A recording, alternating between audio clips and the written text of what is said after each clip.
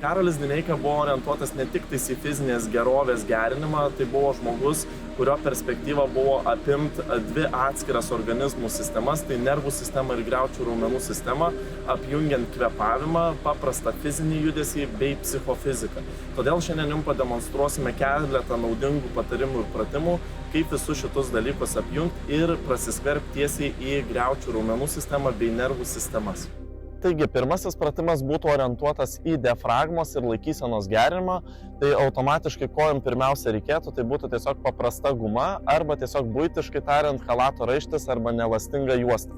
Tai reiškia, pirmiausia, kur mes tą gumą dedamės ties šonkaulių apačią ir saulės rezginio zoną, formuojam šiek tiek įstrižą ištempimą, alkūnės nėra atvedamos į šonus, alkūnės laikom arčiau liemens ir tempiam įstrižai. Esminis momentas yra tame, kad kvėpavimas vyksta tik tais per nosį, tai reiškia įkvepiam ir iškvepiam tik per nosį, įkvėpimo metu akcentuojam gumos išsiplėtimą, tai reiškia įkvepiam į šonkaulių šonus, su iškvėpimu sukamės iš krūtinės ląstos ir būtent iš tos zonos, kur jaučiam kontaktą su guma.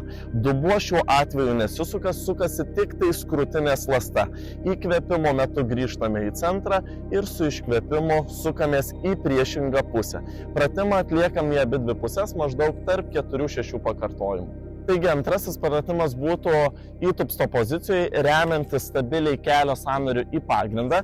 Priekinė koja sulenkta 90 laipsnių kampu, kelio nekreipiam tokia kryptimi, nevedam toliau negu kad pirštai. Pagrindinis momentas įkvėpimo metu akcentuojam išsiplėtimą pilvo priekį, pilvo šonuose bei nugaroj, lyg įkvėpinėtume į cilindrą. Dabar pagrindinis momentas įkvėpimo metu ištempiam ir sukuriam vienovę tarp abiejų delnų. Tai reiškia, tempimas formuojamas iš patmentės ir pečių sąnarių. Ir tuomet su iškvėpimu, akcentuojant tvirtą kulno prispaudimą, po truputėlį sukamės į priekinę koją, tos kojos nejudinant.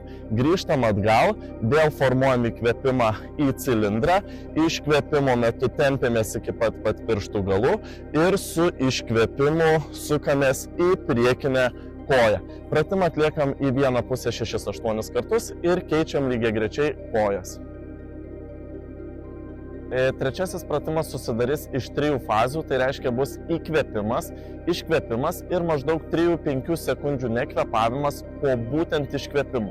Judesys yra tame ir kvėpavimo technika, tai kad vieną ranką įstrižai dedam ant apatinių šonkaulių, kitą ranką šiek tiek dedam ant pečių juostos viršaus, suspaudžiam save šiek tiek žemyn ir įstrižai, įkvėpimo metu akcentuojam įkvėpimą būtent į spaudžiamas rankas, tai reiškia į šoną ir į viršų, ir tuomet su iškvėpimu rankos atsiveria plačiai, sukam rankas, lenkiamės į priekį, maksimaliai iškvėpiam kiek tik tais galim ir tuomet tokioj pozicijai pabūnam 3-5 sekundės.